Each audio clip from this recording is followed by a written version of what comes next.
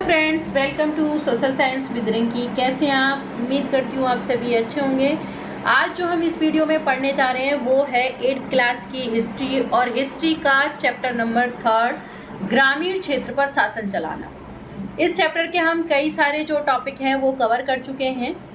Last time जो हमने topic discuss किया था वो था कंपनी की आमदनी की। हमने देखा था कि कंपनी जो थी वो दीवान बन चुकी थी, वो टैक्सेस इकट्ठा करना या ये राजस्व इकट्ठा करना उसका काम हो गया था। ये सारा उन्होंने अपने कंट्रोल में कर लिया था। उसके बाद हमने ये देखा था कि जो कंपनी की आमदनी है वो कहाँ से होती है, उसकी आय कहाँ से होती है, उसके इनकम के सोर्स क्या क्या थे, ये सारा कुछ हम लास्ट टाइम डिस्कस कर चुके हैं। तो जो कोई भी मेरा वीडियो पहली बार देख रहा है वो इससे पहले वाले वीडियो देखे, उसके बाद ये वाला देखे, ताकि आपको अच्छे से चैप्टर समझ में आ जाए। आज जो हम पढ़ेंगे वो है हमारा टॉपिक खेती में सुधार की ज़रूरत।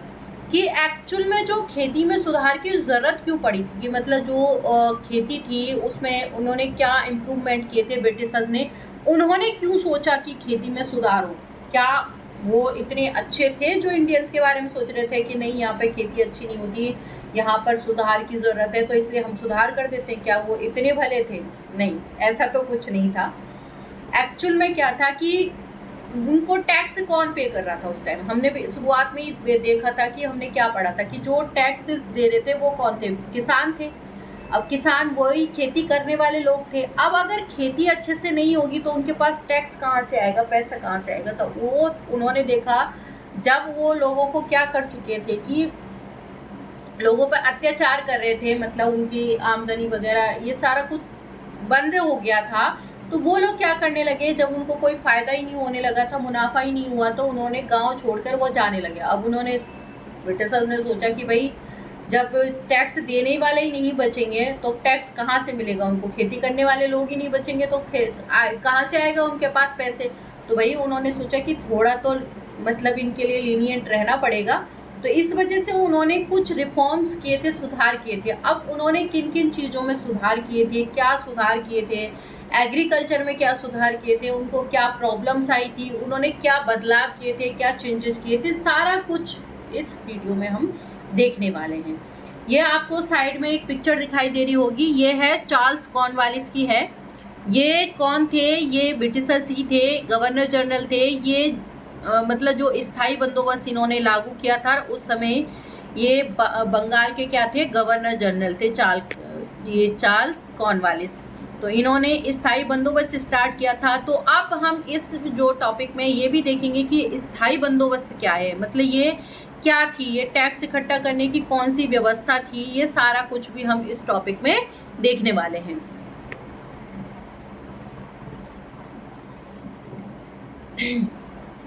खेती में सुधार की जरूरत। अगर आर्थिक संकट में भी तो क्या कंपनी अपनी राजस्व आय के बारे में आश्वस्त रह सकती थी? कि जो उस टाइम में क्या था कि आर्थिक संकट स्टार्ट हो गया था। क्यों? क्योंकि ब्रिटिशर्स तो वहाँ से कुछ नहीं ला रहे थे, इंग्लैंड से यहीं का पैसा लेकर के, और यहीं से क्या कर रहे थे, वो कच्चा माल खरीद रहे थे। तो ऑब्वियस सी बात है यहाँ की इकोनॉमी तो संकट में आ जाएगी।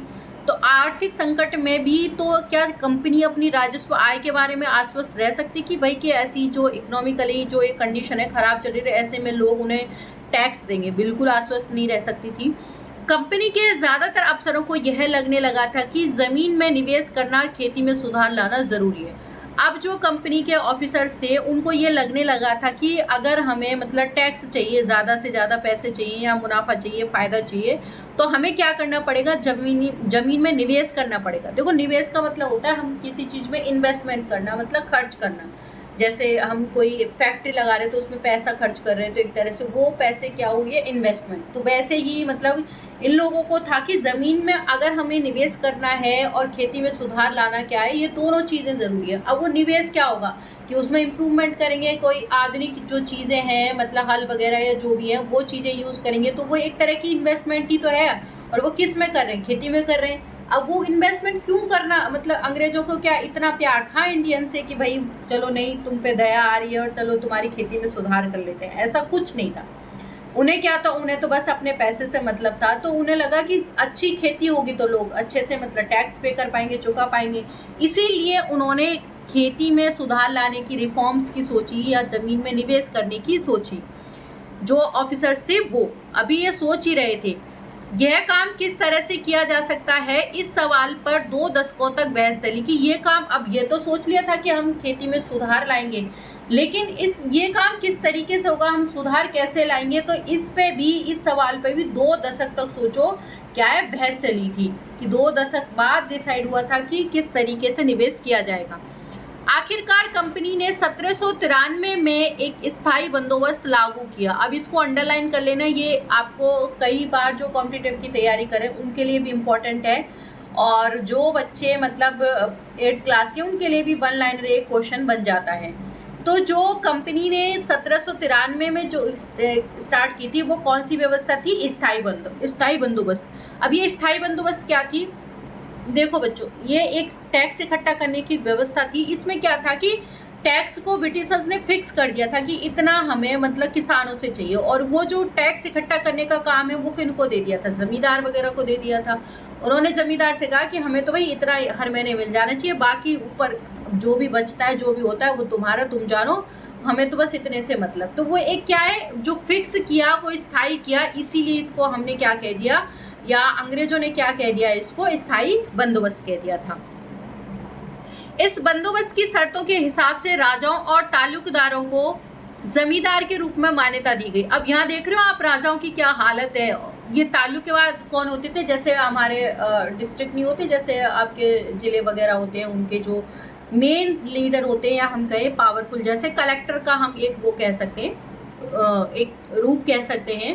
तो अब यहाँ क्या था कि जो स्थायी बंदोबस्त की कंडीशन कैसी थी, उसके शर्त के हिसाब से जो राजा था वहाँ का उस टाइम का, और जो तालुकदार थे, उनको जमींदार का मतलब एक रूप में मान्यता दे दी गई। अब वो जमींदार के रूप में मान्यता देने का मतलब क्या था कि जो उनको राजा और जो तालुकदार हैं वो जमींदारों की जो उनको दी गई थी मान्यता, इट मीन्स वो वहाँ से क्या है टैक्स वगैरह इकट्ठा करने का काम करेंगे, या कर वगैरह इकट्ठा करने का काम करेंगे।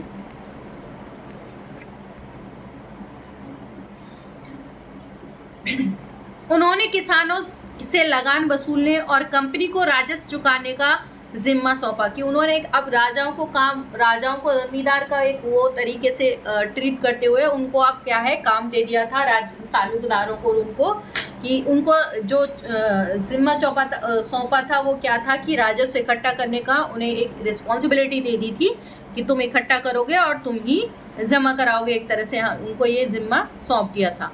उनकी ओर से चुकाई जाने वाली राशि स्थायी रूप से तय कर दी गई कि उन्होंने उनकी तरफ से जो राशि चुकाई जानी थी वो तय कर दी, फिक्स कर दी कि आपको इतना हमें देना है इनकम।